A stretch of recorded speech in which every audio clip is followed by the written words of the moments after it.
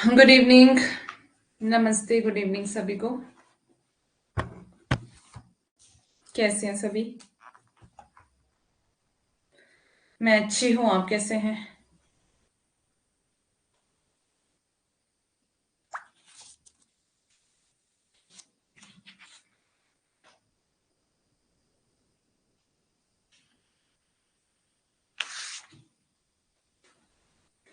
कौन कौन आगे हैं क्लास में? बहुत लेट क्लास में आते हैं, दिस इज वेरी बैड। सिर्फ नंदू, ममता, अंकिता गई, अंजलि।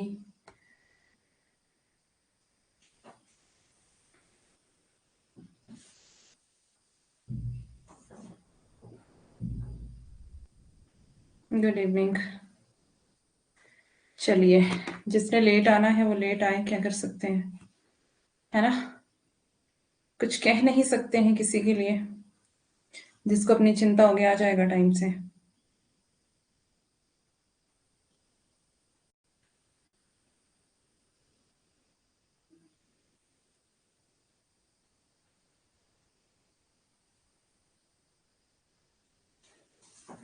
नमस्ते। चलें स्टार्ट करते हैं हम। भ्रमर गीत सार आज पढ़ेंगे और जल्दी जल्दी से इसको फिनिश करके फिर नेक्स्ट कविता पर जाएंगे। और कविता वाली यूनिट बहुत ज़्यादा है, अभी भी बहुत कुछ पढ़ने को है और समय बहुत ज़्यादा कम है। तो जल्दी से हम स्टार्ट करते हैं। गुड इवनिंग, गुड इवनिंग सभी को, गुड इवनिंग। चलते हैं, स्टार्ट करते हैं। भ्रमर गीत सार, सूरदास संपादक है इसके रामचंद्र शुक्ल। आपके सिलेबस में है इकाई 5 में। आपके सिलेबस में है पद संख्या 21 से 70 तक, जो कि आपको पढ़ना होता है। ठीक है। भ्रमर गीत सार आचार्य रामचंद्र शुक्ल द्वारा संपादित महाकवि सूरदास के पदों का संग्रह है। ये आपको पता ही है क्योंकि आपके सिलेबस में है और आपको पता होना भी चाहिए। उन्होंने सूरदास के भ्रमर गीत से लगभग 400 पदों को छांटकर भ्रमर गीत सार के रूप में प्रकाशित किया था। 400 पदों को छांट करके इन्होंने भ्रमर गीत को प्रकाशित किया। और आचार्य रामचंद्र शुक्ल, हजारी प्रसाद द्विवेदी और श्याम सुंदर दास के अनुसार अगर हम देखें तो सूरदास का जन्म कितना है? 1474। ठीक है, 1474 है या 78 है? मेरे ख्याल से 78 होना चाहिए, 78 होना चाहिए। किसी को याद है? जहां तक मुझे याद आ रहा है 78 है सूरदास का जन्म। हो सकता है यहाँ पर रॉन्ग हो, इसको मैं एक बार कंफर्म करके आपको बताऊंगी। जहां तक मुझे लग रहा है 78 होना चाहिए, है ना? तो इसको नोट मत करना। रुनकता नामक गांव में इनका जन्म हुआ था। डॉक्टर नगेंद्र, डॉक्टर गणपति चंद्र गुप्त, 252 वैष्णव की वार्ता और 84 वैष्णव की वार्ता के साहित्य के अनुसार उनका जन्म सीही में हुआ था। 252 और 84 वैष्णव की वार्ता सर्वमान्य है, मतलब कि ये सर्वमान्य मत है, कहने का भाव ये है। 78 है ना? हाँ, तो यहाँ पे 78 कर लेना, ठीक है। इनका और वल्लभाचार्य का जन्म जो है वो सेम ही है, 1478। वल्लभ है ना, वल्लभाचार्य का। ओके। निधन यहाँ पे बताया इनका 1583 गोवर्धन के निकट पारसवाली यानी कि मथुरा में। और सूरदास और तुलसी जी की यहीं पर भेंट हुई थी। गुरु है इनके वल्लभाचार्य। 1509 से 10 में पुष्टि मार्ग की इन्होंने दीक्षा ली थी। किससे ली थी? वल्लभाचार्य से ली थी इन्होंने दीक्षा। किसने? सूरदास ने। आगे है सूरदास के उपनाम, देखते हैं क्या क्या है। इनको कहा पुष्टि मार्ग का जहाज विठलनाथ ने। भक्ति का समुद्र वल्लभाचार्य और नावादास दोनों ने कहा। गुड इवनिंग, नमस्ते। खंजर नयन, ये आपके सिलेबस में भी है उपन्यास। खंजर नयन अमृतलाल नागर ने इनको कहा था। वात्सल्य रस का सम्राट आचार्य रामचंद्र शुक्ल ने इनको कहा, जो कि हम पढ़ चुके हैं शुक्ल वाली बुक से। जन्मोत्सव का कवि रामचंद्र शुक्ल ने इनको कहा, जन्मोत्सव का कवि, सॉरी जीवनोत्सव का कवि। और हिंदी साहित्य के आकाश का सूर्य भिखारीदास ने इनको कहा। भिखारीदास ने एक दोहा भी इनके बारे में लिखा, सुरसुर तुलसी शशि उडगन केशवदास। तो तुलसी सुर जो है किसको कहते हैं? देवता को, है ना? सुर सूर, सूरदास को और तुलसीदास को। ठीक है। सूर कहा इन्होंने, मतलब कहने का भाव ये है, भिखारी दास ने सूर कहा सूर्य यानी कि सूर्य। किसको कहा, क्या लिख रही हूं मैं, सूर्य। भिखारी दास ने सूरदास को सूर्य कहा और तुलसीदास को चंद्रमा कहा। ठीक है, तुलसी को क्या कहा, चंद्रमा। और उडगन केशवदास, उडगन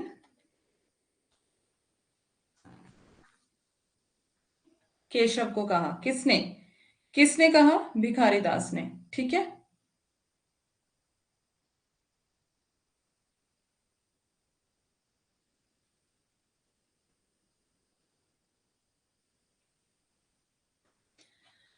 तो ये ध्यान रखना है आपको, भिखारी दास। वैसे तो ऐसे पूछा जाता है कि हिंदी साहित्य में सूर और तुलसी किसको कहते हैं। ठीक है, तो हिंदी साहित्य में सूर और तुलसी अब आपको पता चल गया किसको कहते हैं। उडगन का मीनिंग मुझे याद नहीं आ रहा है, शायद मेरे हिसाब से उडगन जो है वो उल्लू को कहा जाता है, मे बी। थोड़े दिन पहले ही कहीं देखा था मैंने ये। एक बार अगर किसी के पास डिक्शनरी है तो इसको खोल करके इसका मीनिंग बता देना। पहले भी बताया है, अरे अभी नए बैच में पढ़ाऊंगी तो फिर से बताना पड़ेगा ना, है ना। पहले बताया तो पिछले उसमें बताया होगा।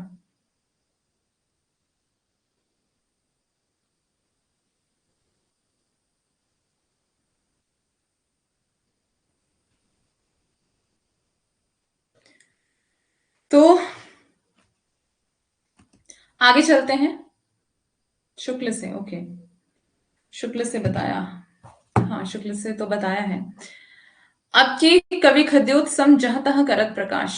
ठीक है, कुछ विद्वानों के अनुसार सूरदास जन्मांध थे, यह सब हम पढ़ चुके हैं। तो कुछ के अनुसार वह बाद में अंधे हुए, है ना। जन्मांध मानने वाले विद्वानों में वार्ता साहित्य है, वही 252 वैष्णव की वार्ता और 84 वैष्णव की वार्ता, उसमें ये लिखा हुआ है कि जन्म से ही अंधे थे।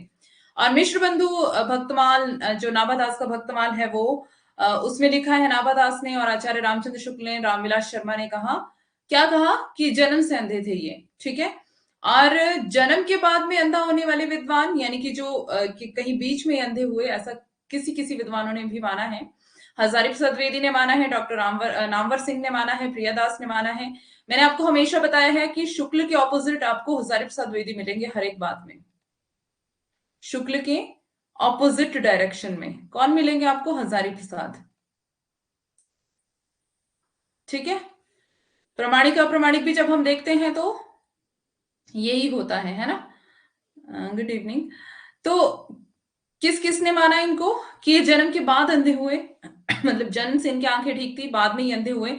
हजारी प्रसाद द्विवेदी ने, नामवर सिंह ने, प्रियादास ने। प्रियादास की भक्तमाल की टीका आपको पता है ना, भक्तमाल किसकी रचना है, नाभादास की है। और प्रियादास ने इसके ऊपर टीका लिखी है, पता है आपको, ये पता होना चाहिए। दिस इज इंपॉर्टेंट, ये वाला बहुत ज्यादा इंपॉर्टेंट है, इसको आप नोट कर लेंगे अपने पास। वैसे मैंने शायद पहले भी करवाया हुआ है, मोतीलाल मेनेरिया और नंदुलारे वाजपेयी। ठीक है, ये। उसके बाद सूरदास की रचनाएं देखते हैं कौन कौन सी हैं। नागरी प्रचारणी सभा काशी के अनुसार इनकी रचनाएं 24 हैं। पीताम्बर दत्त बर्थवाल के अनुसार इनकी संख्या 12 है। रामचंद्र शुक्ल के अनुसार इनकी रचनाओं की संख्या 9 है।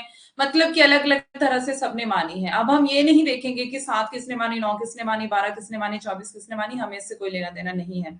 हम इनकी सीधी रचनाओं पे जाएंगे कि कौन कौन सी इनकी रचनाएं हैं। ठीक है, तो हम सीधा चलते हैं लास्ट वाली पंक्ति पर। सूरदास की प्रमाणिक रचनाएं 3 हैं। ठीक है, तो कौन कौन सी, सूर सागर, सूर सारावली और साहित्य लहरी। यही सबसे ज्यादा इंपॉर्टेंट भी है, इन्हीं में से पूछा भी जाता है और यही प्रमाणिक भी है। ठीक है, बाकी चीजों से, इन सारी चीजों से हमें कोई लेना देना नहीं है। आगे चलते हैं सीधा सूर सागर पर। सूर सागर की रचना श्रीमद् भागवत पुराण के आधार पर हुई है। इसमें पदों की संख्या नाभादास ने 1.25 लाख मानी है। वार्ता साहित्य में भी पदों की संख्या 1.25 लाख मानी गई है। वर्तमान में सूर सागर में 4,936 यानी कि लगभग 5,000 इसकी मानी है सूर सागर में। ओके, तो सीधा हमें इसमें क्या याद रखना है, हमें इसकी संख्या को भी नहीं देखना है, हमें ये देखना है कि किसके आधार पर ये लिखा गया है। तो श्रीमद् भागवत पुराण के आधार पर ये लिखा गया है सूर सागर। आगे है सूर सागर का संपादन देखते हैं तो श्याम सुंदर दास ने किया है और इसे नागरिक प्रचारणी सभा काशी से 1922 ईस्वी में प्रकाशित करवाया गया था। इसमें पदों की संख्या 4936 है। लगभग इनके ना 5000 पद माने जाते हैं। बस आपने इतना ही ध्यान रखना है, बाकी आपको कुछ भी याद रखने की जरूरत नहीं है। अब बता रहे हैं कि सूर सागर में कुल 12 अध्याय हैं जिन्हें स्कंद कहा गया है। ये आपको याद रखना है कि स्कंधों में डिवाइडेड है इनके। जैसे हम रामचरितमानस पढ़ते हैं तो उसमें हम कांड पढ़ते हैं, है ना। तो अध्यायों के नाम कांड है, तो इनके अध्यायों के नाम क्या दिए हुए हैं? स्कंधों में दिए हुए हैं। ठीक है, ये क्लियर है इतना। आगे चलते हैं। 1 से 8 तक के स्कंदों में पौराणिक कथाएं हैं। इसको थोड़ा थोड़ा देखते चलेंगे। 9वें स्कंद में हल्का फुल्का राम कथा का भी चित्रण है। 10वां स्कंद जो है वो सबसे बड़ा है, इसमें बाल लीला और रास लीला का वर्णन है। 11वें और 12वें स्कंदों में भ्रमर गीत का उल्लेख है। तो बस ये भ्रमर गीत सारा आपके सिलेबस में है, तो ये आपको ज्यादा याद रखने की जरूरत है, बाकियों का हमें ज्यादा टेंशन नहीं लेनी है। ठीक है, उसके बाद है भ्रमर गीत। सूरदास जी ने भ्रमर गीत का नाम की कोई पुस्तक नहीं लिखी है। श्रीमद् भागवत पुराण के 40, 47, 63 और 67वें स्कंदों में एक प्रसंग आता है। श्री कृष्ण के मित्र उद्धव को ज्ञान और योग का अहंकार हो जाता है। ये हम पढ़ चुके थे। आयोजोग सिखावन पांडे, है ना, कि तुम बड़ा हमें ज्ञान सिखाने आए हो यहाँ पर। ये कहती हैं गोपियां उद्धव को, है ना। उद्धव गोपी गोपी संवाद हमने देखा है ना। तो उद्धव गोपी संवाद को ही हिंदी साहित्य में भ्रमर गीत कहा जाता है। इसको अलग अलग नामों से अलग अलग विद्वानों ने इसको अलग अलग नामों से प्रकाशित किया हुआ है। जैसे नंददास का हम देखते हैं तो उन्होंने भ्रमर भ्रमर गीत को भंवर गीत कहा है। ठीक है, तो भंवर गीत के नाम से उन्होंने उल्लेख किया हुआ है और भंवर गीत नाम से उन्होंने लिखा है यही भंवर गीत सार, भ्रमर गीत सार। ठीक है, तो उन्होंने किस नाम से किया? भंवर गीत। भंवर गीत किसकी रचना है? नंददास की। तो ये बता रहे हैं यहाँ पर साफ साफ लिखा है कि सूरदास ने कोई भ्रमर गीत नाम की पुस्तक नहीं लिखी है ना। इससे कैसे हमें क्लियर हो जाता है, क्योंकि हमने पिछली स्लाइड में अभी देखा था यहाँ पर कि इन्होंने केवल 3 ही रचनाएं, 3 ही पुस्तकें लिखी हैं जो इनकी प्रमाणिक हैं। सूर सागर, सूर सारावली, साहित्य लहरी। दिख रहा है कहीं आपको भ्रमर गीत? कहीं पे भी भ्रमर गीत नहीं है। तो भ्रमर गीत क्या है, कहां से आया है, क्यों आया है, क्यों हिंदी साहित्य में प्रकट हो गया, ये हम जानेंगे, है ना, क्योंकि हम इसको ही पढ़ने वाले हैं। तो हम देखते हैं आगे। यहां पर लिखा हुआ है श्रीमद् भागवत पुराण के 46, 47, 63 और 67वें स्कंदों में एक प्रसंग आता है। मतलब कौन कौन से प्रसंग? 4 जो स्कंद है उसमें ये प्रसंग आता है। क्या? उद्धव गोपी संवाद वाला। ठीक है, श्री कृष्ण के मित्र थे वो उद्धव। वो क्या करते हैं? ज्ञान और योग का उनको घमंड होता है, अहंकार होता है। तभी श्री कृष्ण उद्धव को गोपियों के पास भेजते हैं। श्री कृष्ण उद्धव को कहां भेजते हैं? गोपियों के पास भेजते हैं, जहां पहुंचकर उनका भ्रम दूर हो जाता है। तो श्री कृष्ण देखते हैं कि इनको बड़ा ही घमंड है अपने ऊपर, अपने ज्ञान पर। तो जाओ तुम जरा गोपियों के पास, फिर तुम्हें असली पता चलेगा कि तुम ज्ञानी हो कि नहीं हो, है ना। तो जा करके अपना भ्रम तो दूर करो तुम। तो वो इसीलिए कृष्ण कहां पर भेजते हैं? गोपियों के पास भेजते हैं। यहां तक क्लियर है? आचार्य रामचंद्र शुक्ल ने सूरसागर के से 416 पद लेकर 1908 ईस्वी में भ्रमर गीत सा नागरिक प्रचारणी सभा काशी द्वारा प्रकाशित करवाया था। इसको 1916 में इसका दूसरा संस्करण प्रकाशित हुआ, जिसमें 120 पद शामिल थे। अब देखते हैं सूरसागर के विशेष तथ्य। सूरसागर मुक्तक व गेय रचना है। ध्यान देंगे, मुक्तक और गेय रचना गाने योग्य है। इसमें 68 तरह के रागों का प्रयोग किया गया है ना। गाने के लिए राग प्रयुक्त होते हैं, आपको पता होगा थोड़ा बहुत। अगर आपको गाने की नॉलेज होगी तो उसमें राग होते हैं, कुछ धुन रहती है। तो बता रहे हैं कि 68 तरह के रागों का इसमें प्रयोग किया गया है, जिनको हम एक एक करके अभी आगे देखेंगे, थोड़ा थोड़ा देखेंगे, बहुत ज्यादा डीपली नहीं जाएंगे। डॉक्टर नगेंद्र ने इसे क्या कहा है? संगीत कोश कहा है। ठीक है, आगे चलते हैं। आचार्य रामचंद्र शुक्ल ने इसे उपालंभ काव्य कहा है। उपालंभ काव्य यानी कि उलाहना देना, है ना। उपालंभ काव्य मतलब कि जो गोपियां हैं वो क्या कर रही हैं? उपालंभ दे रही हैं, उलाहना दे रही हैं। किसको दे रही हैं उलाहना? किसको दे रही हैं? जल्दी जल्दी से मुझे आपका जवाब चाहिए। आगे है, आचार्य हजारी प्रसाद द्विवेदी जी ने इसे स्त्रियों का विशाल काव्य कहा है। किसका विशाल काव्य? स्त्रियों का विशाल काव्य। क्यों स्त्रियों का विशाल काव्य कहा है इसको? गोपियों का संवाद है इसमें। ठीक है, गोपियां स्त्रियां है ना। तो उद्धव गोपी संवाद है। यहां पर उपलम काव्य किसको उपलम दे रही हैं गोपियां? उद्धव को। ठीक है, समझ आ गया? Yes, good. आगे है, सूरदास के माध्यम से सगुण भक्ति का मंडन और निर्गुण भक्ति का खंडन किया गया है। ये हम पहले ही पढ़ चुके थे शुक्ल से भी, कि इसमें क्या किया गया है, क्या किया गया है? सगुण भक्ति को पोषित किया गया है, निर्गुण भक्ति का खंडन किया गया है। ठीक है, सगुण भक्ति को अच्छा बताया गया है, निर्गुण भक्ति को बुरा बताया गया है। सगुण भक्ति को आसान बताया गया है, निर्गुण भक्ति को कठिन मार्ग बताया गया है। समझ आ गया? यहां तक क्लियर है? इस पॉइंट तक क्लियर है सबको? आचार्य रामचंद्र शुक्ल का कथन देखते हैं। सूरसागर पहले से चली आ रही किसी गीति काव्य परंपरा का, चाहे वह मौखिक ही क्यों ना रही हो, विकास सा प्रतीत होता है। किसका कथन है ये? शुक्ल का कथन है, मोस्ट इंपॉर्टेंट, जो कि हम शुक्ल वाली बुक से भी पढ़ चुके हैं, वहां पर भी नोट करवाया हुआ है। फिर से रिवीजन हो गया आपका, तो इसको देख लेना। सूरसागर में कृष्ण के जन्म से लेकर मथुरा गमन तक की कथा का वर्णन है। ये आपको ध्यान रखना है कि सूरसागर में किस चीज का वर्णन है। कृष्ण के जन्म से लेकर मथुरा गमन तक की कथा का इसमें वर्णन किया गया है। आगे सुर सारावली की बात करते हैं। सुर सारावली में पदों की संख्या कितनी है? 1103 है। गुरु प्रसाद होत यह दर्शन, सरस यानी कि 67 बरस प्रवीण। सुर सारावली में इस पद के माध्यम से सूरदास जी ने अपनी अवस्था 67 वर्ष बताई है। तो मतलब ये सिर्फ ये वाली जो पंक्ति यहाँ पर दी हुई है, ये इसलिए दी है कि इन्होंने अपनी अवस्था, इन्होंने अपनी उम्र कितनी बताई है? 67 साल बताई है। ठीक है, आगे देखते हैं। वर्ण विषय क्या है? इस रचना में सूरसागर का सार प्रस्तुत किया गया है, आपको पता है। आगे है टिप्पणी, क्या बता रहे हैं इसकी? टिप्पणी में डबल प होगा। डॉक्टर मुंशी वर्मा जी इसे सूरदास की रचना नहीं मानते हैं, क्योंकि सूर सारावली मतलब अब अलग अलग विद्वान हैं, वो अपनी अपनी खोजबीन के अनुसार बताते हैं कि कौन किसकी रचना है, किसकी नहीं है ना? कौन सी प्रमाणिक है, कौन सी नहीं है, वो अपनी खोजबीन करते हैं, उसी के अकॉर्डिंग वो बताते हैं। तो हम किसी के ऊपर केस नहीं कर सकते कि भाई आपने क्यों क्यों माना, क्यों नहीं माना, है ना? हमें तो पढ़ना ही पड़ेगा, चाहे जो भी हो। तो आगे है, डॉक्टर मुंशी वर्मा ने इसे सूरदास की रचना नहीं माना है, क्योंकि सूर सारावली और सूरसागर में वर्णित घटनाओं में वैषम्य मिलता है, मतलब समानता नहीं मिलती, विषमता मिलती है। वैषम्य का मतलब कि विषमता मिलती है, समानता नहीं मिलती है। ठीक है, इसमें सूरसागर की अनुक्रमणिका भी है। अनुक्रमणिका समझते हैं किसको कहते हैं? अनुक्रमणिका माने इंडेक्स। ठीक है, तो सूरसागर की अनुक्रमणिका है इसमें। आगे चलते हैं, साहित्य लहरी। इसमें पदों की संख्या 118 है, ये बहुत इंपॉर्टेंट है, ध्यान देने योग्य। कुछ रचनाकार मूल रूप से इसमें 288 पद मानते हैं। साहित्य लहरी की रचना सूरदास जी ने नंददास जी को काव्य शास्त्र की शिक्षा देने के लिए की थी, देने के लिए की थी। क्या बता रहे हैं? साहित्य लहरी की रचना सूरदास ने क्यों की थी? नंददास को काव्य शास्त्र की शिक्षा देने के लिए। ध्यान रखना इसको भी।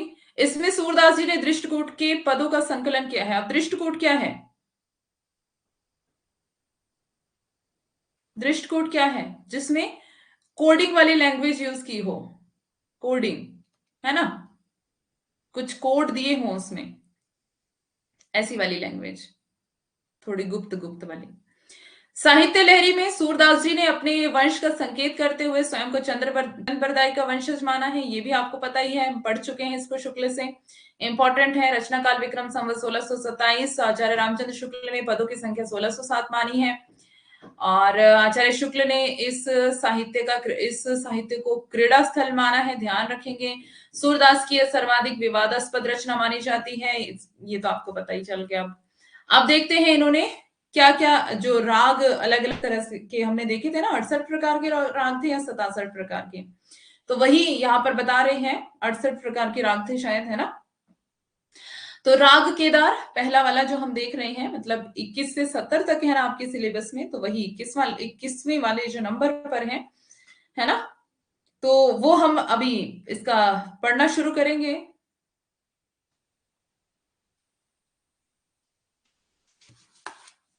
पढ़े।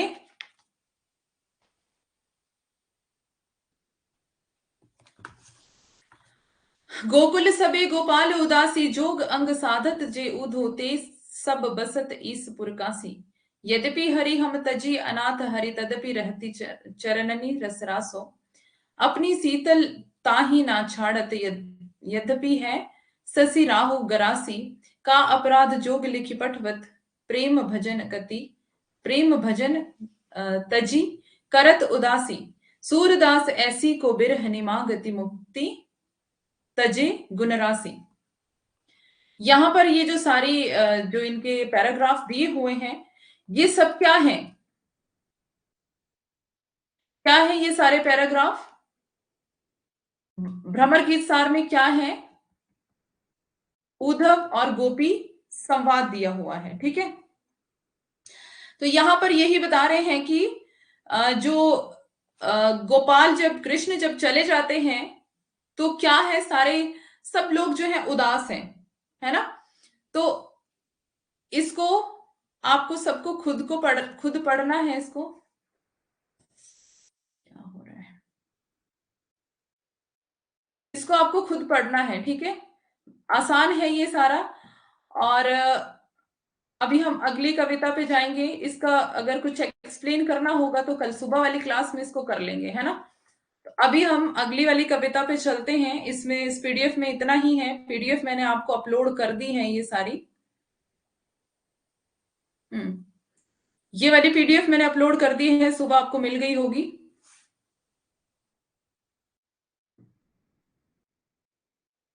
अगर कुछ नहीं समझ में आएगा, अभी आज रात को देख लेना, नहीं समझ में आएगा तो कल इसको एक्सप्लेन कर दूंगी अगर जरूरत रही तो, ठीक है।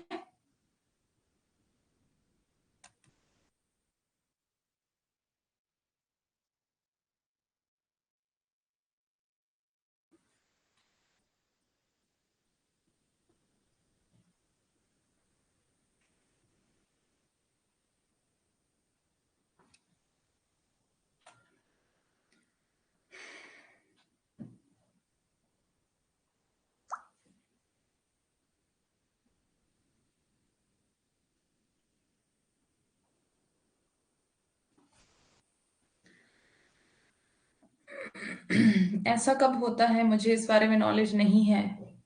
गणेश का विसर्जन कब करते हैं, क्यों करते हैं? एंड हमारे यहाँ पर ऐसा नहीं होता है, तो मुझे इस बारे में कोई नॉलेज नहीं है अंकिता। महादेवी वर्मा को देखते हैं। 1907 इनका जन्म हुआ था 1907 में। और 1907 में और किसका जन्म हुआ था, मुझे ये बताइए। 1907 में और किसका जन्म हुआ था? गणेश चतुर्थी, ओके। 1907 में और किसका जन्म हुआ था, किसी को कुछ पता है? जल्दी जल्दी से बताओ, आगे चले हम तब तक। ये भी महादेवी वर्मा की कविता है, हम देखेंगे यूनिट 5 से ही। 26 मार्च 1907 को इनका जन्म हुआ था। 11 सितंबर 1987 में इनकी मृत्यु हो गई थी। महादेवी वर्मा का जन्म वही होली के दिन फर्रुखाबाद उत्तर प्रदेश में हुआ था। इनके पिता का नाम गोविंद प्रसाद वर्मा, माता हेमरानी वर्मा। माता पिता का नाम नहीं पूछा जाता है। महादेवी वर्मा तो है ही ना बेटा, महादेवी वर्मा के अलावा और कौन है, मैंने ये पूछा। पति इनके रूप नारायण वर्मा, निधन पता ही है आपको, ऊपर देख लिया। महादेवी वर्मा के नाना ब्रज भाषा के कवि थे। महादेवी वर्मा हिंदी साहित्य में छायावाद युग के जयशंकर प्रसाद और सूर्यकांत त्रिपाठी निराला और सुमित्रा नंदन पंत के साथ महत्वपूर्ण स्तंभ मानी जाती है, ठीक है। तो 4 स्तंभों में ये भी एक मानी जाती है। निराला, निराला तो नहीं है, बिल्कुल भी नहीं है। निराला का जन्म तो 89 है।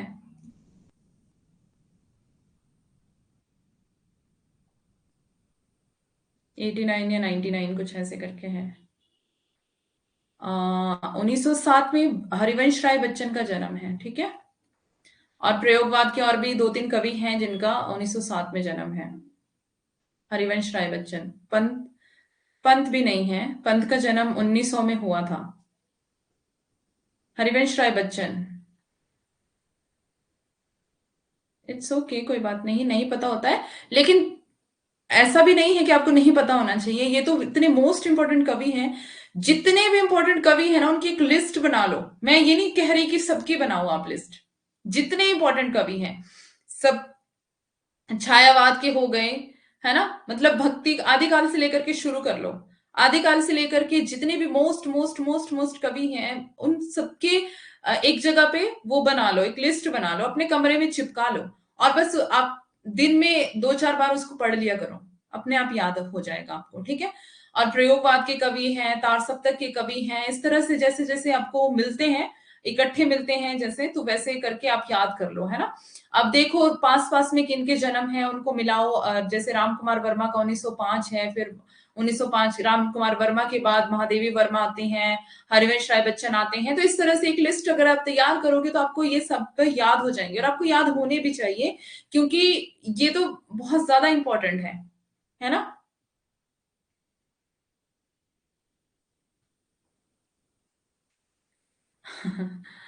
गुरुजी हमेशा थोड़ी सही हो सकते हैं भाई, गुरु से भी गलती हो सकती है, नहीं हो सकती है क्या?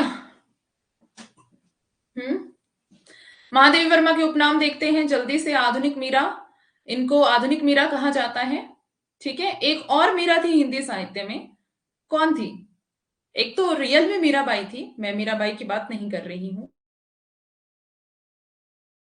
दक्षिण दक्षिण दक्षिण दक्षिण दक्षिण मीरा है, तो आपको बताना है दक्षिण की मीरा कौन थी, जल्दी से।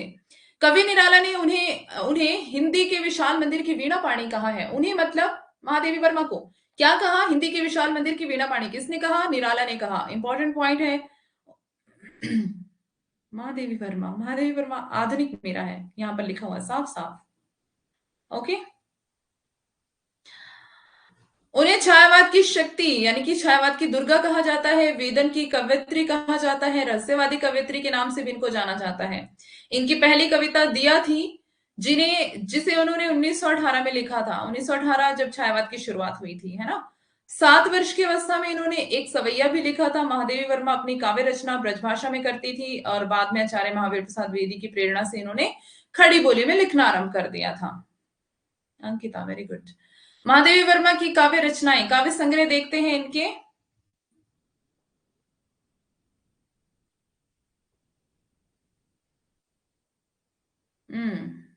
Good good good good good. Andal, हाँ आंदाल आप सही कह रहे हो अंकिता। वेदन भी हो सकता है, वेदना भी हो सकता है, दोनों ही शब्द सही हैं, ठीक है? दोनों ही शब्द सही हैं, गलत कुछ भी नहीं है।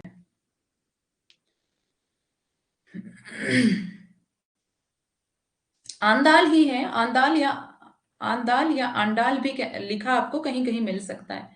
देखो, कहीं कहीं कुछ भी लिखा हो सकता है, आपको कंफ्यूज नहीं होना। एक मात्रा को लेकर के आपको कंफ्यूज नहीं होना है, ठीक है? ये दोनों ही नाम आपको लिखे हुए मिल सकते हैं। ये आंदाल को ही कहते हैं दक्षिण की मीरा, राइट? और आधुनिक मीरा, आधुनिक मीरा कौन है? महादेवी।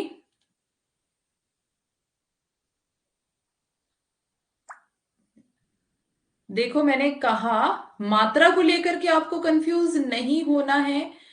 अलग अलग विद्वानों ने अलग अलग अपने तरीके से नाम लिखे होते हैं, है ना? अब आप इंग्लिश में लिख रहे हो स्पेलिंग ANDAL। अब मेरी मर्जी है, मैं इसको अंदल पढ़ूं, अंडाल पढ़ूं, अंडाल पढ़ूं, कुछ भी मैं इसको पढ़ सकती हूँ। या आपको स्पेलिंग ऐसे भी लिखी हुई मिल सकती है, सॉरी, ANDAAL। मेरी मर्जी है मैं इसको क्या पढ़ूं, मेरी मर्जी है मैं इसको देवनागरी में कैसे रूपांतरित करूं, है ना? ठकुरी बाबा, हाँ, ठीक है। तो एक मात्रा को लेकर कि आप इसको आप कंफ्यूज नहीं करेंगे कि हाँ यहां पर ये होगा तो ये होगा, ऐसा कुछ नहीं है। अंदाल भी मिल सकता है आपको लिखा हुआ, अंडाल भी कहीं कहीं मिल जाता है, तो कंफ्यूज नहीं होना है। देखते हैं इनके काव्य संग्रहों को। निहार, रश्मि, नीरजा, सांदे गीत, दीपशिखा। ठीक है, सबसे पहले तो ये 5 इतने इंपॉर्टेंट है कि ये मतलब पूछे ही पूछे जाते हैं, इनका सीक्वेंस लगाने को आता है। तो ये पांचों के पांचों तो आपको टिप्स में याद होने चाहिए, और इनका समय भी, ठीक है? पांडे में इसका समय बिल्कुल मिल जाएगा आपको, महादेवी वर्मा का पूरा एक पेज मिल जाएगा, उसको पूरा रट लो। निहार काव्य संकलन 1930 में, 1924 से 28 ईस्वी तक इसमें 47 कविताएं संकलित हैं। मतलब कि 1930 में ये प्रकाशित हुआ, और 1924 से 28 तक की जितनी भी कविताएं इन्होंने लिखी, यानी कि 47 कविताएं, सब के सब इसमें संकलित हैं। इस काव्य संकलन की भूमिका हरिऔध ने लिखी थी। सबसे मोस्ट इंपॉर्टेंट जो आपको बात याद रखनी है वो ये कि निहार की भूमिका किसने लिखी थी, तो हरिऔध।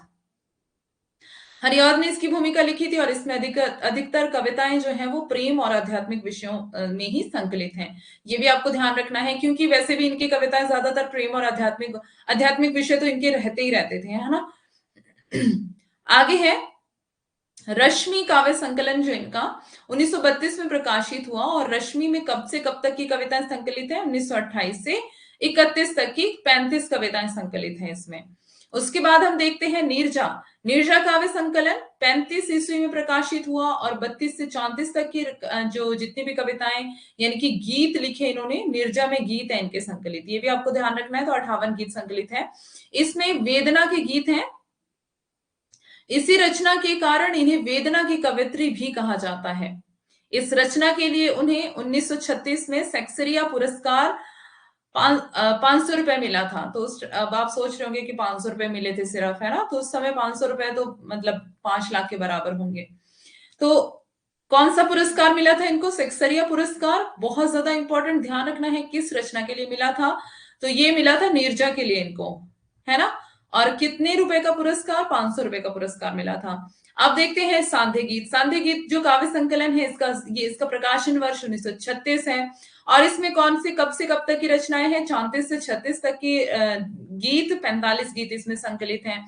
अब देखते हैं निहार, रश्मि, नीरजा और सांध्य गीत कविताओं का संकलन कर 1940 में यामा के नाम से प्रकाशित किया। अब देखो, निहार, रश्मि, नीरजा, सांध्य गीत, मैंने आपको पीछे ये 4 के 4 यहाँ पे दीप शिखा भी बताया था मैंने, है ना। तो दीप शिखा इसमें संकलित नहीं है यामा में, है ना। अब आप ये मत सोच लेना कि दीप शिखा भी यामा के साथ ही है, बल्कि क्योंकि दीप शिखा का समय बहुत बाद का है, यामा के भी बाद का है, तो यामा में संकलित नहीं हो सकती है दीप शिखा। तो इस कंफ्यूजन को मैं पहले ही दूर कर दूं, क्योंकि बहुत सारे स्टूडेंट्स इसमें कंफ्यूज रहते हैं कि दीप शिखा भी इसमें ही होगा और उसी में गलती कर देते हैं फिर। तो जब गलती हो जाती है तो फिर पछताते हैं जब एग्जाम में गलती करके आ जाते हैं। तो यहां पर आपने ये गलती नहीं करनी है। पहले तो इनके समय देखने आपको, निहार, रश्मि, नीरजा, सांध्य गीत और दीपशिखा। दीपशिखा का समय बहुत बाद का है, और जो ये वाला है यहाँ पर निहार, रश्मि, नीरजा और सांध्य गीत, ये चारों कविताओं का संकलन जो है 1940 में यामा नाम से प्रकाशित हुआ। यानी कि यामा में प्रकाशित हुई ये चारों, ठीक है। निहार, रश्मि, नीरजा और सांध्य गीत। निहार, रश्मि, नीरजा और सांध्य गीत। इसमें क्या नहीं आएगा, दीपशिखा नहीं आएगा, ठीक है। कविताओं का संकलन 1940 में यामा का प्रकाशन है। कब का, 1940। यामा यामा का प्रकाशन 1940 में है, जिसमें कुल 185 कविताएं थी। अब देखो, इतनी सारी कविताओं का संकलन एक साथ कर दिया तो 185 हो गई। इस रचना के लिए उन्हें 1982 में ज्ञानपीठ पुरस्कार मिला। अब ये भी पूछा जाता है कि यामा के लिए कौन सा पुरस्कार इनको मिला था, तो आपको ध्यान रखना है कि यामा के लिए इनको कौन सा पुरस्कार मिला, ज्ञानपीठ, ठीक है। यामा के लिए कौन सा पुरस्कार मिला, ज्ञानपीठ मिला। सेक्सरिया किसके लिए मिला था, नीरजा के लिए मिला था। तो ये आपको रटा होना चाहिए टिप्स पर। सेक्सरिया मिला था इनको नीरजा के लिए, ज्ञानपीठ मिला था इनको यामा के लिए। ओके, आगे चलते हैं अब। और कब मिला था, 1982 में, ये भी आपको पता होना चाहिए, 1982 में मिला था। और सेक्सरिया पुरस्कार 1936 में इनको मिला था। ये सब कुछ रट लेना। दीपशिखा का प्रकाशन वर्ष अब 42 है। अब देखो, मैंने कहा कि यामा के बाद का है दीपशिखा, है ना। तो यामा तो प्रकाशित हो चुका था 40 में, तो कैसे यामा उसके कैसे जो दीपशिखा उसके अंदर प्रकाशित हो जाता, क्योंकि वो तो बाद में लिखी गई है दीपशिखा, है ना। तो दीपशिखा का प्रकाशन वर्ष 42 है, और इसमें 36 से 42 तक की जो जितनी भी रचित इनके गीत हैं वो 51 थे टोटल, तो वो सारे के सारे दीपशिखा में प्रकाशित हैं। क्लियर है, किसी को कोई कंफ्यूजन, किसी भी प्रकार का कोई कंफ्यूजन है तो जल्दी से बताएं। नहीं कोई कंफ्यूजन है, थम्स अप करें जल्दी। अगर कंफ्यूजन है तो फिर से एक बार क्लियर कर सकती हूं।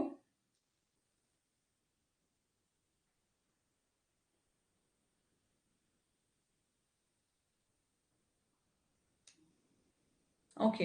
अन्य काव्य संकलन देखते हैं इनके। बंग दर्शन 1943 में प्रकाशित हुआ था। इसमें बंगाल के अकाल के समय में विभिन्न कवियों के द्वारा रचित कविताओं का संकलन है। इसमें कुल 23 कविताएं हैं। इसमें महादेवी वर्मा के काव्य संकलन में इसे महादेवी वर्मा के काव्य संकलन में शामिल नहीं किया जा सकता है। इसमें सिर्फ महादेवी वर्मा की एक ही कविता है। तो मतलब कि इसमें और भी कवियों की कविताएं शामिल होंगी, इसीलिए कह रहे हैं कि इसमें इसको महादेवी वर्मा के नाम से हम संकलित नहीं कह सकते हैं, क्योंकि इसमें और भी कवियों की कविताएं हो सकती हैं। तो उनकी तो सिर्फ एक ही कविता है बंग दर्शन में। ठीक है, तो इसको मतलब ऐसे ही देखते चलेंगे। आगे चलते हैं। आधुनिक कवयित्री महादेवी 1940 में प्रकाशित हुआ था। इसमें महादेवी वर्मा की 74 कविताओं का संकलन है। निहार, रश्मि, नीरजा, सांध्य गीत इनके शिष्यों द्वारा प्रकाशित कराया गया था ये। और इसके लिए 1944 में इन्हें मंगला पारितोषिक और भारत भारती पुरस्कार दोनों मिले थे। ठीक है, जो इनके उनके इनके शिष्यों के द्वारा जो प्रकाशित करवाया गया उसके लिए कौन कौन से पुरस्कार मिले? मंगला पारितोषिक और भारती पुरस्कार, भारत भारती पुरस्कार। ठीक है, आगे है हिमालय 1963 में प्रकाशित हुआ था। इसमें चीनी आक्रमण के बाद विभिन्न कवियों के द्वारा रचित राष्ट्रीय भावना की 21 कविताओं को संकलित किया गया। इसमें 2 कविताएं महादेवी वर्मा की और 19 कविताएं अन्य 7 कवियों की हैं। तो हिमालय वैसे पूछा नहीं गया अभी तक, फिर भी मतलब आप हिंदी साहित्य के विद्यार्थी हैं तो आपको थोड़ी थोड़ी नॉलेज हर चीज की होनी चाहिए, है ना। वैसे तो डीप नॉलेज होनी चाहिए, पर अभी इतना समय नहीं है कि आप डीपली एक दिन में आपको डीपली नॉलेज नहीं हो सकती। आपको धीरे धीरे करके सारी बुक्स पढ़ेंगे जब आप, और धीरे धीरे आप समय बिताएंगे अपनी किताबों के साथ, तभी आपको डीप नॉलेज हो जाएगा, है ना। तो एक दिन में नहीं हो सकता है, इसलिए अभी मोटा मोटा देखते चलेंगे। धीरे धीरे आप परफेक्शन की तरफ बढ़ते चलेंगे। सप्तवर्णा देखते हैं 1960 में प्रकाशित हुआ था। ये उनकी मौलिक रचना नहीं है। सप्तवर्णा इनकी मौलिक रचना नहीं है, मतलब अपनी रचना नहीं है इनकी, ये भी ध्यान रखेंगे। यह ऋग्वेद और संस्कृत के गीतों का संकलन है। ये पूछा जाता है कि सप्तवर्णा में कौन से गीत संकलित हैं, तो आपको ध्यान रखना है कि ऋग्वेद और संस्कृत के गीत इसमें संकलित हैं। इसमें 32 गीत हैं टोटल। सप्तवर्णा में क्या है? ऋग्वेद और संस्कृत के गीत हैं, इनकी मौलिक रचना नहीं है। संधिनी को देखते हैं। संधिनी भी कुछ खास इंपॉर्टेंट नहीं है, अभी तक नहीं पूछा गया है, तो फिर भी हम इसको देखते हुए चलेंगे। 1995 में संधिनी प्रकाशित हुआ था। इसमें महादेवी वर्मा की चुनी हुई 65 कविताओं को संकलित किया गया है। इसे नागरी प्रचारिणी सभा के द्वारा प्रकाशित करवाया गया था। तो मतलब नागरी प्रचारिणी सभा ने प्रकाशित करवाया है, तो इसलिए आगे चलते हैं। महादेवी वर्मा जी के द्वारा कुल 236 गीत और कविताएं लिखी गई थी। महादेवी वर्मा जी ने अपने काव्यांगों का जो नामकरण किया है उसमें क्रमबद्धता और भावों की दृष्टि अत्यंत उपयुक्त है। अब इनका गद्य साहित्य देखते हैं। अतीत के चलचित्र जो कि आपको पढ़ना पड़ता है और पेपर में भी पूछा जाता है।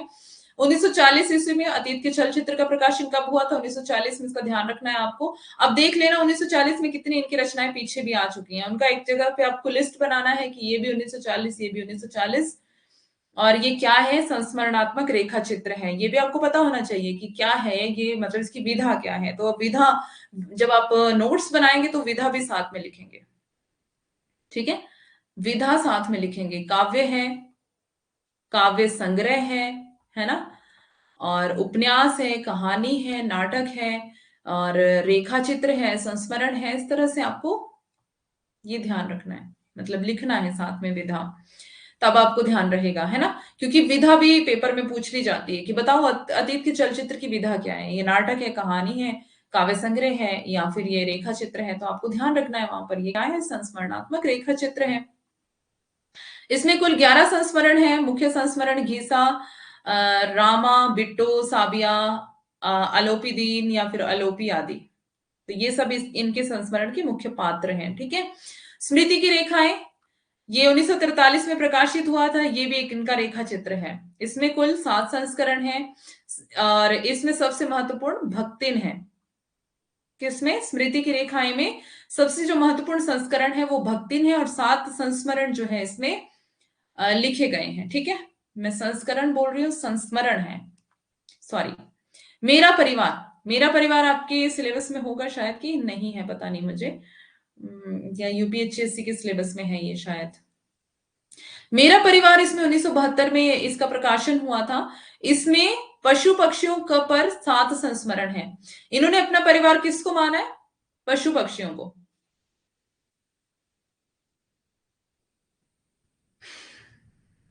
इसमें महत्वपूर्ण है गिल्लू, गौरा, निक्की, रोजी और रानी। तो ये इनके पशु पक्षियों के नाम हैं, ठीक है। ये मत समझना कि आदमियों के नाम है ये।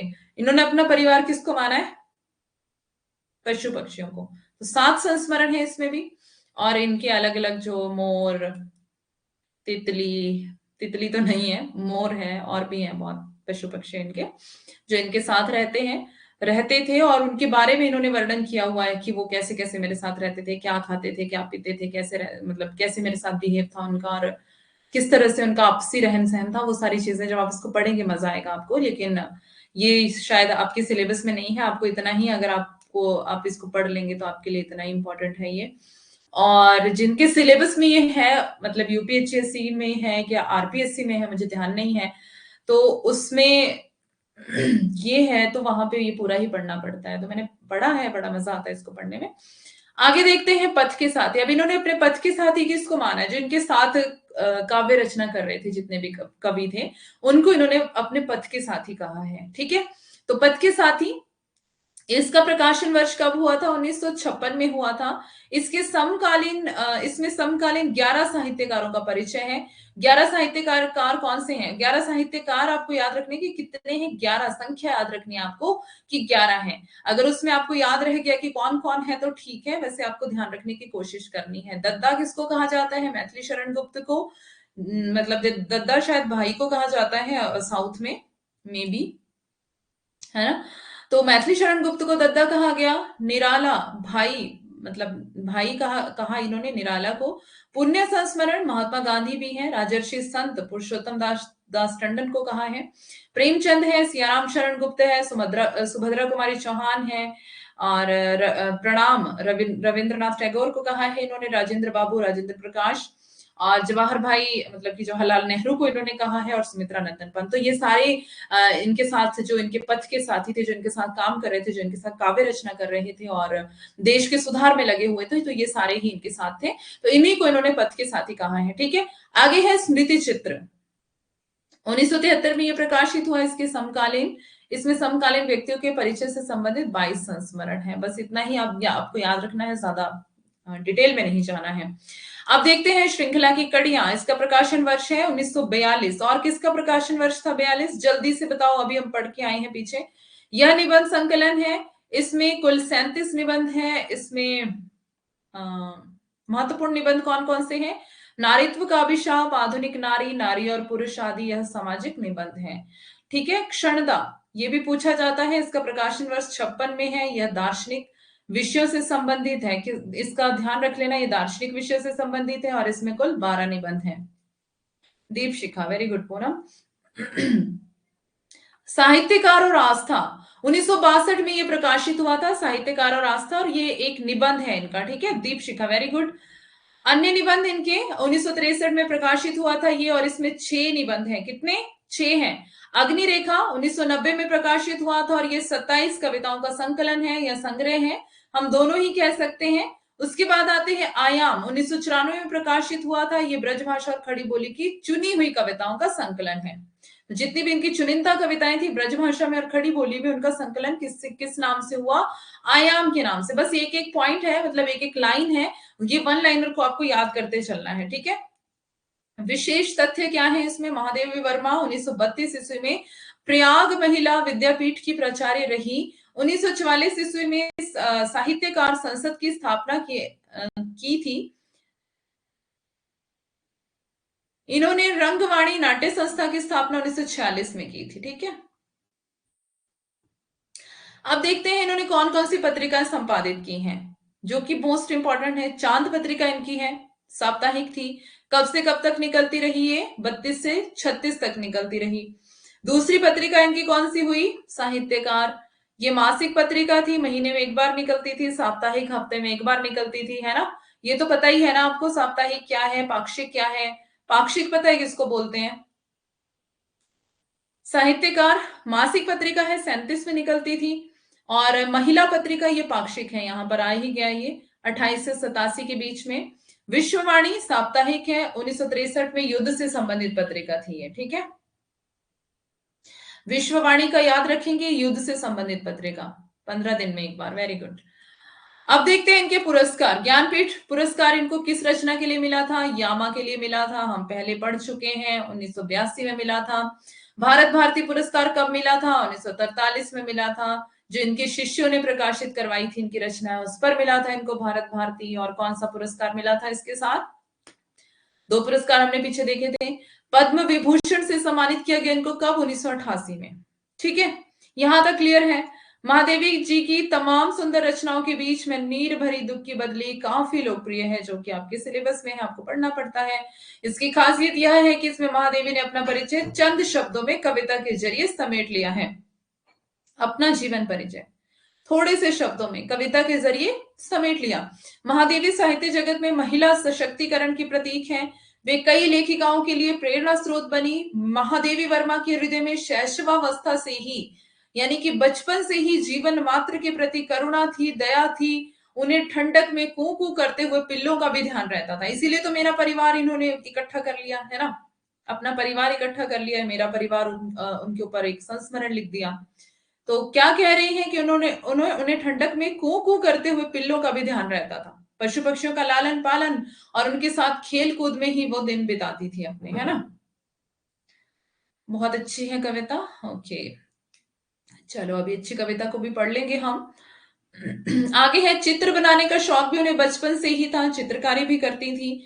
इस शौक की पूर्ति वे पृथ्वी पर कोयले आदि के चित्र उकेर कर करती थी, है ना। आपने भी ऐसा बहुत किया होगा, किया है कभी? मैंने तो बहुत किया है। कोयले से बहुत बहुत बहुत चित्र बनाए हैं। और ऐसे कहीं पत्थर मिल जाते थे ना जंगल में, तो वहां पर चट्टाने मिल जाती थी, ऐसे प्लेन चट्टाने, तो वहां पर मैं ऐसे ही खेल खेल में पढ़ाती रहती थी। तो उस टाइम आता कुछ नहीं था, CO2 प्लस H2O ऐसे ऐसे करके सूत्र बना बढ़ाती रहती थी। मीन्स बच्चे कैसे करते हैं, तो वैसे मुझे पढ़ाने का बचपन से ही शौक था। गणपति विसर्जन हो रहा है मेरी कॉलोनी में, बहुत सारे ढोल बज रहे हैं, सुनाई नहीं दे रहा है। आप ईयरफोन लगाओ कान में और पढ़ाई करो अपनी, ये सब चलता रहेगा, ठीक है। कविता लिखने का शौक था, आपने सुनाई तो नहीं कोई भी कविता कभी? कविता लिखने का शौक कभी नहीं हुआ मुझे, और पढ़ाने का बहुत शौक था।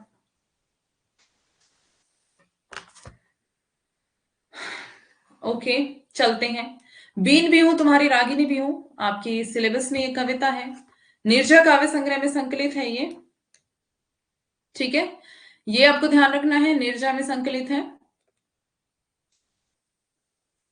सुनी ही नहीं, हाँ, सुनने का टाइम भी तो नहीं मिला। उस टाइम रेज हैंड का ऑप्शन होता था तो हम वैसे ही कविताएं पढ़ लेते थे, लेकिन सुनने का टाइम टाइम भी नहीं था। उस टाइम भी सिलेबस कवर करने की बड़ी जल्दी थी, और अब तो वो ऑप्शन ही चला गया है।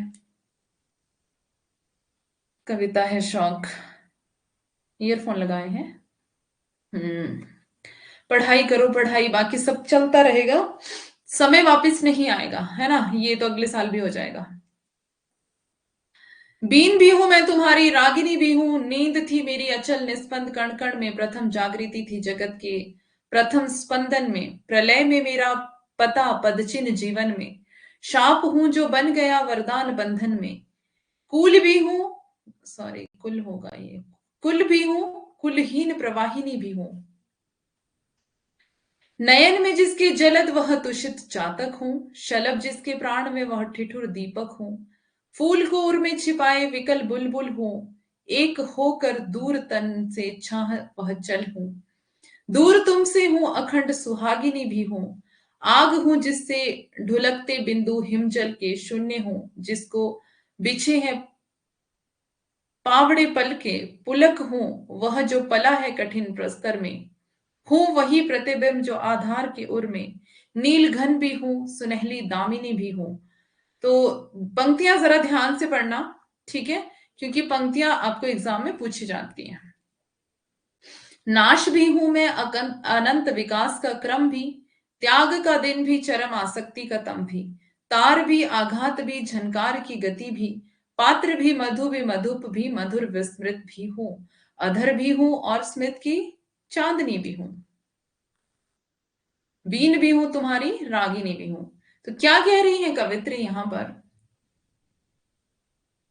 घर का साउंड ऑन कर लो। घर का साउंड कैसे ऑन होता है भाई? हमको भी बताइए जरा। महादेवी वर्मा जो है कई उदाहरण देकर बताना चाहती है कि जिन पक्षों से मिलकर किसी पूर्णता की अवधारणा बनती है, उन सारे पक्षों को मिलाकर मेरे यानी कि स्त्री के व्यक्तित्व का निर्माण हुआ है। भेद को प्रकट करने वाले जितने पक्ष हैं, उन सबको मिलाकर मैं अभेद के व्यक्तित्व को प्राप्त करती हूँ। मैं द्वैत की संभावना किसी दूसरे के साथ नहीं रखती, बल्कि अपने आप में अद्वैत को धारण करती हूँ। मैं बीन भी हूं और उससे निकलने वाली रागिनी भी हूँ। जिस वीणा को तुमने झंकृत किया है, वह वीणा तो मैं हूं ही, उससे निकली हुई स्वर लहरी भी हूं। मेरे अखंड व्यक्तित्व को समझो। प्रकृति में बसी हुई खामोशी और नींद मेरी ही थी। सब कुछ ठहरा हुआ था, कण कण में यह ठहराव बसा हुआ था। Home theatre. हाँ, ये सही है।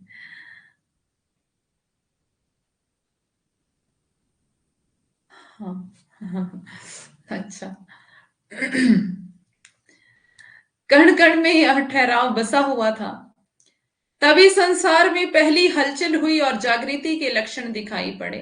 यह जागृति भी मैं ही थी। नींद और जागरण का द्वैत मेरे व्यक्तित्व का हिस्सा था। इस तरह मैं न केवल नींद थी और न केवल जागृति, मैं इन दोनों के अद्वैत से निर्मित हुई हूँ।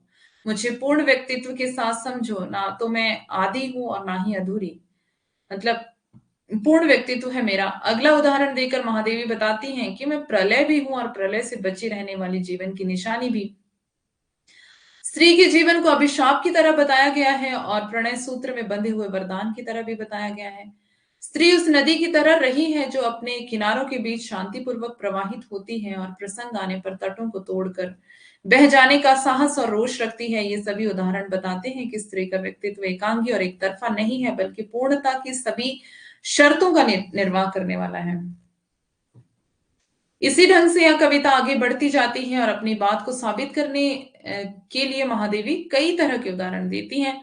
मैं उस व्याकुल चातक पक्षी की तरह हूं जिसकी आंखों में जल से भरे हुए बादल बसते हैं। मतलब यह है कि मैं प्यास भी हूं और पानी भी हूं। मैं वह शलभ हूं जिसके हृदय में दीपक बसा हुआ है। शलभ दीपक को प्रेम करता है, मगर वही निष्ठुर दीपक मिलन के समय उसकी मृत्यु का कारण बनता है। मतलब यह कि मैं प्रेमी भी हूं और प्रेमास्पद को अपने व्यक्तित्व में शामिल किए हुए भी हूं। मैं उस व्याकुल बुलबुल की तरह हूं जिसके हृदय में उसका प्रिय फूल बसा होता है। हालांकि मैं तुमसे दूर हूं, मगर शरीर और चंचल छाया की तरह तुमसे सदा जुड़ी हुई हूं। किसको? महादेवी की सारी कविताएं जो है वो किसके लिए हैं? किसके लिए है पता है आपको? सुनने में भले असंगत लगे, मगर तुमसे दूर रहकर भी अपने को अखंड सौभाग्यवती मानती हूँ। महादेवी का आग्रह है कि स्त्री का सौभाग्य पुरुष पर आश्रित नहीं है, वह अपने आप में भाग्यशाली भी है। पुनः अपनी तर्क पद्धति पर आते हुए वो कहती है कि मैं उस आग की तरह हूं जिससे ओस की बूंदें ढुलकती रहती हैं। मैं उस शून्य की तरह हूं जिसमें क्षण की गति मौजूद है। कहते हैं कि शून्य में समय की गति रुक जाती है, मगर मेरा व्यक्तित्व शून्य और समय के दोनों छोरों से मिलकर बना है। मैं उस सिहरन की तरह हूं जिसका निवास पत्थर में हो। पत्थर और सिहरन भिन्न छोर हैं, एक में जड़ता है और दूसरे में सूक्ष्मतम गति। मैं इन दोनों को समेटती हुई अपने व्यक्तित्व का निर्माण करती हूँ। मैं बिंब और प्रतिबिंब दोनों हूं। मैं नीला बादल भी हूं और उससे चमकने वाली सुनहली बिजली भी हूं। नाश और विकास के बीच यह सृष्टि चलती रहती है। इस क्रम को चलाने में मेरी पहली भूमिका रही है ना? स्त्री ही है जो इस संसार को चलाती है, जो विकास करती है। मैं त्याग रूपी दिन भी हूं और आसक्ति रूपी रात भी। राग और विराग की सीमाओं के विस्तार के बीच मेरे व्यक्तित्व का निर्माण हुआ है। मैं वीणा में लगा हुआ तार भी हूं और उस पर पड़ने वाला आघात भी हूं और उससे उत्पन्न होने वाले झनकार और उसकी गति भी हूं। मैं प्याला भी हूं, मदिरा भी हूं, मदिरा पीने वाला या पीने वाली भी हूं और इन सब से उत्पन्न होने वाले नशे की बेसुधी भी हूं। मैं होंठ भी हूं और होंठों पर रखने वाली मुस्कान की उज्जवल चांदनी भी हूं। इस तरह कई उदाहरणों की सहायता से महादेवी वर्मा इस बात पर जोर देती है कि स्त्री का व्यक्तित्व अपनी पूर्णता के लिए किसी पर आश्रित नहीं है। तो मतलब मैं सब कुछ कर सकती हूँ, सब कुछ हूं मैं, है ना? स्त्री अपने आप को कमजोर ना समझे। अब आगे आता है मैं नीर भरी दुख की बदली। इनकी कितनी कविताएं आपके सिलेबस में हैं, कुछ पता पता है? टाइम तो नहीं हो गया आपकी क्लास का?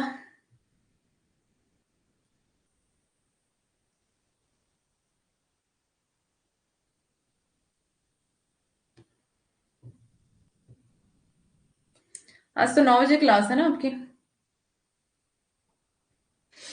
इस कविता का संकलन सांध्य गीत काव्य संग्रह में हुआ है। ठीक है, हो गया। जाना है क्लास में। आज 7 बजे कौन सी क्लास है मुझे बताना जरा। आई थिंक कि आपकी क्लास 9 बजे है।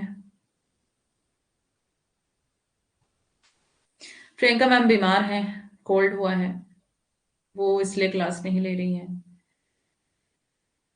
जीतू सर की क्लास शायद 9 बजे है। कहिए पढ़ाऊं इसको या फिर चले।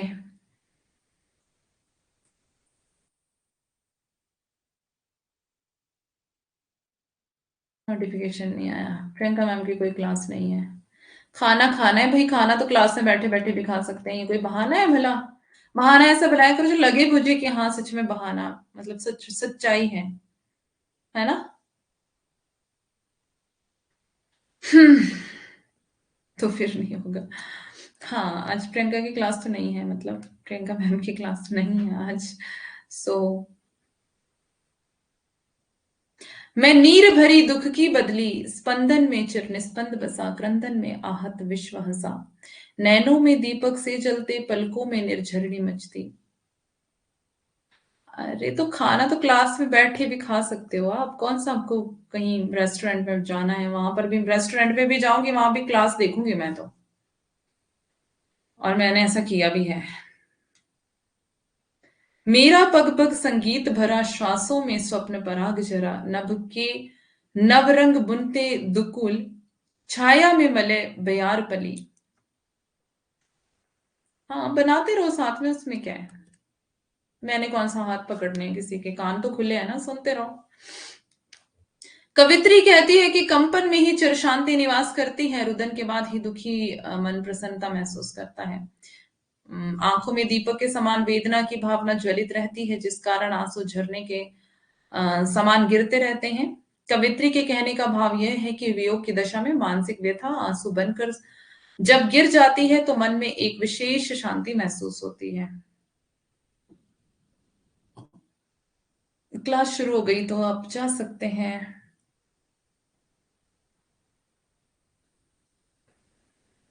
नोटिफिकेशन आ गया, ओके बाय सबको, गुड नाइट। चलते हैं, सुबह मिलेंगे।